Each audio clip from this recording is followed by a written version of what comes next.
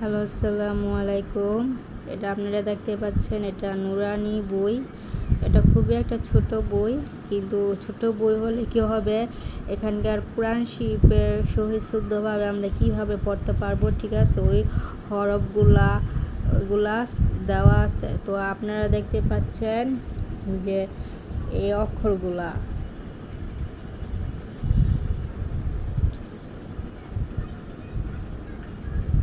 এই হরফগুলো আপনারা দেখতে পাচ্ছেন।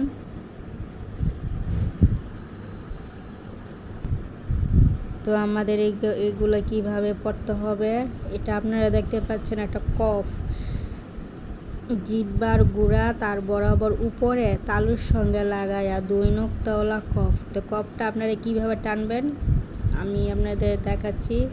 মানে কফ কফ কফ, আপনারা কফটা এভাবে টানবেন,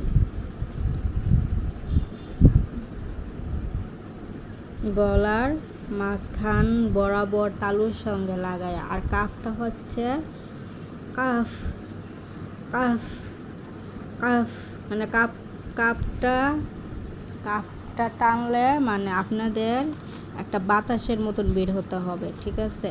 মানে এভাবে আপনারা উচ্চারণ করবেন।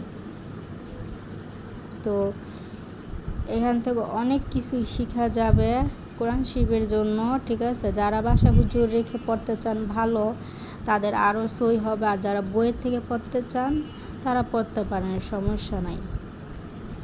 দেখতে পাচ্ছেন এগুলা মানে কোরআন শরীফের জন্য, মানে কীভাবে অক্ষর পড়া যাবে, কত সুন্দর করে দেওয়া আছে।